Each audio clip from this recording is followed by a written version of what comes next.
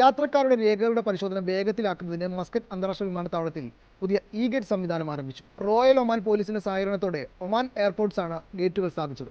Oman vision 2040 ലക്ഷ്യങ്ങളുടെ ഭാഗമായി യാത്രാ നടപടിക്രമങ്ങൾ ത്വരിതപ്പെടുത്തുന്നതിനാണ് ഗേറ്റുകൾ സ്ഥാപിച്ചത്.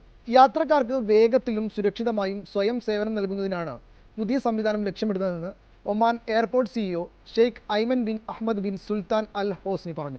യാത്രക്കാരുടെ യാത്രാരേഖകൾ പരിശോധിച്ച് ബയോമെട്രിക് ഫിംഗർപ്രിന്റ് താരതമ്യം ചെയ്യുന്ന പ്രക്രിയ വേഗത്തിലാക്കുന്നതാണ് പുതിയ ഇലക്ട്രോണിക് ഗേറ്റുകൾ. യാത്രക്കാരന്റെ മുഖസവിശേഷതകൾ സ്കാൻ ചെയ്ത് റോയൽ ഒമാൻ പോലീസ് സംവിധാനത്തിൽ രജിസ്റ്റർ ചെയ്ത ബയോമെട്രിക് വിരലടയാളവുമായി താരതമ്യം ചെയ്യുന്ന രീതിയാണ് ഉണ്ടാവുക. ഡിപ്പാർച്ചർ ഹാളിനും അറൈവൽ ഹാളിനും ഇടയിലാണ് ഗേറ്റുകൾ സ്ഥിതി ചെയ്യുന്നത്. യാത്രക്കാരന്റെ പ്രതികരണ വേഗത, ഗേറ്റിനുള്ളിൽ നിൽക്കുന്ന രീതി, മുഖസവിശേഷതകൾ രേഖപ്പെടുത്തിയതിനായി ക്യാമറയിലേക്ക് നോക്കുന്ന രീതി തുടങ്ങിയ പ്രവർത്തന ഘടകങ്ങളെ ആശ്രയിച്ചായിരിക്കും ഗേറ്റിന്റെ പ്രവർത്തനശേഷി.